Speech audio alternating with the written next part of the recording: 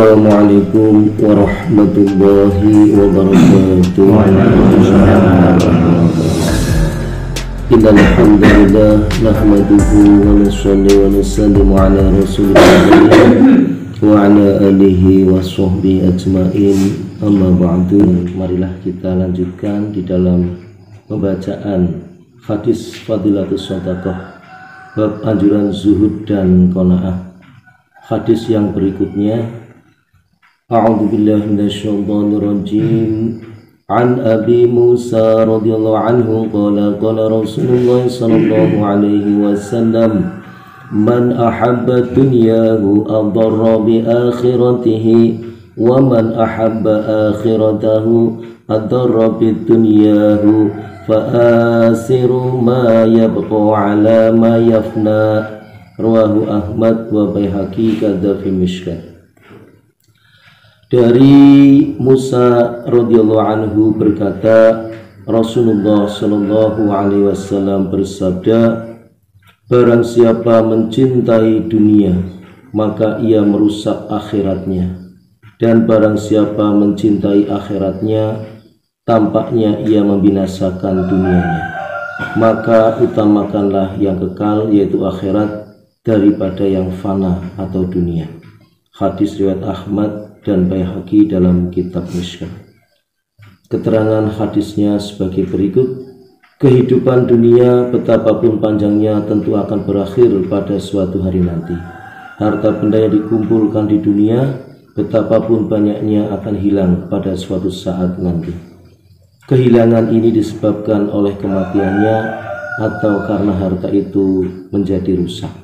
Sedangkan kehidupan akhirat adalah kehidupan yang tidak akan pernah berakhir dan kenikmatannya kekal abadi. Seandainya seseorang mempunyai sedikit akal, ia tentu akan berpegang pada sesuatu yang kekal. Tetapi akal manusia tertutup oleh tirai kelalaian. Ibarat terlena pada keindahan ruang tunggu di stasiun kereta api.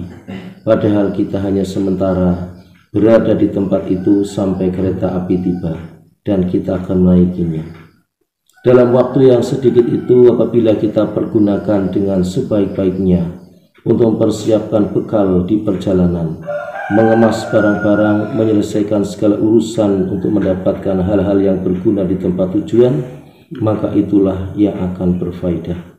Jika waktu yang sedikit itu dihabiskan dengan perkara yang sia-sia, semisalnya berjalan-jalan dan membiarkan barangnya porak-poranda di stasiun, menyusul perabot-perabot atau melakukan kebodohan-kebodohan lain, seperti membeli lukisan atau hiasan untuk ruangan yang kita tinggalkan ketika kita berangkat dengan kereta api tersebut. Tentu itu merupakan perbuatan yang sangat bodoh, dan barangnya pun akan tertinggal. Hadis ini memberikan peringatan agar kita tidak terlalu mencintai dunia. Jika perasaan cinta telah menguasai seseorang, ia akan merasa bahwa dirinya sepenuhnya menjadi milik yang dicintainya. Dalam hadis ini kita juga didorong untuk menjalin hubungan cinta dengan akhirat dan memutuskan cinta dengan dunia. Karena orang yang mencintai dunia meskipun sekarang ia melakukan amal akhirat, maka cinta dunia itu akan pengaruhi dirinya, dan pelan-pelan akan menyebabkan dirinya meringan-ringankan amalan-amalan akhirat. Para masyayikh, para alim ulama berkata, barang siapa mencintai dunia, maka semua mursyid dan guru tidak akan bisa menunjukkan kepadanya jalan hidayah. Dan barang siapa yang zuhud terhadap dunia, maka semua orang, baik para perusak, tidak akan bisa menyesatkannya. Bara radhiyallahu anhu meriwayatkan dari Rasulullah sallallahu alaihi wasallam, barang siapa memenuhi kehendak nafsunya di dunia, maka ia tidak dapat memenuhi keinginannya di akhirat. Dan barang siapa melihat kepada orang-orang yang hidup mewah dengan pandangan yang tamak dan loba, maka ia akan dipandang hina oleh kerajaan langit. Barang siapa yang bersabar dengan rezeki yang sedikit, maka ia berpegang pada tempat kediaman yang istimewa di surga Firdaus. Diambil dalam kitab Durrul Mansur. Luqman alaihissalam adalah seorang ahli hikmah yang terkenal, sehingga nasihat-nasihatnya disebutkan dalam Al-Quran.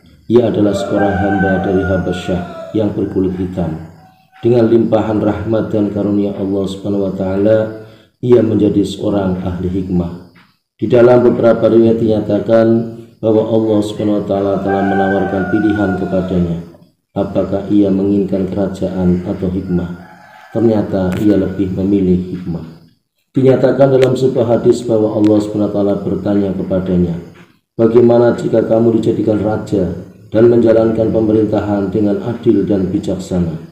Ia menjawab, jika ini perintah dari Tuhanku, maka aku tidak dapat mengemukakan alasan, sebab aku tentu akan menerima pertolongannya. Tetapi jika aku diberi pilihan untuk menerima atau menolaknya, maka aku mohon ampun, aku tidak ingin menanggung musibah. Para malaikat bertanya, mengapakah wahai Luqman? Ia menjawab, kedudukan dalam pemerintahan itu sangat sulit.